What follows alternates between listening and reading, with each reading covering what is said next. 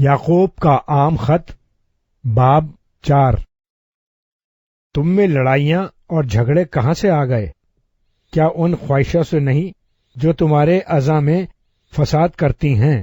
تم خواہش کرتے ہو اور تمہیں ملتا نہیں، خون اور حسد کرتے ہو اور کچھ حاصل نہیں کر سکتے۔ تم جھگڑتے اور لڑتے ہو، تمہیں اس لیے نہیں ملتا کہ مانگتے نہیں، تم مانگتے ہو اور پاتے نہیں، اس لیے کہ بری نیت سے مانگتے ہو تاکہ اپنی عیش و عشرت میں خرچ کرو۔ اے زنا کرنے والیوں، کیا تمہیں نہیں معلوم کہ دنیا سے دوستی رکھنا خدا سے دشمنی کرنا ہے؟ بس جو کوئی دنیا کا دوست بننا چاہتا ہے وہ اپنے آپ کو خدا کا دشمن بناتا ہے۔ کیا تم سمجھتے ہو کہ کتاب مقدس بے فائدہ کہتی ہے؟ جس روح کو اس نے ہمارے اندر بسایا ہے، کیا وہ ایسی آرزو کرتی ہے جس کا انجام حسد ہو؟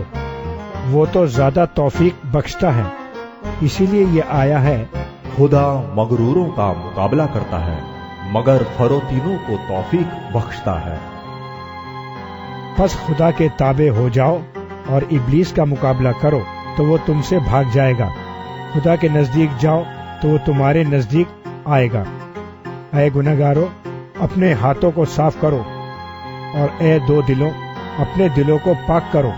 افسوس اور ماتم کرو اور رو، تمہاری ہنسی ماتم سے بدل جائے اور تمہاری خوشی اداسی سے۔ خداوند کے سامنے فروتنی کرو، وہ تمہیں سر بلند کرے گا۔ اے بھائیو، ایک دوسرے کی بدگوئی نہ کرے۔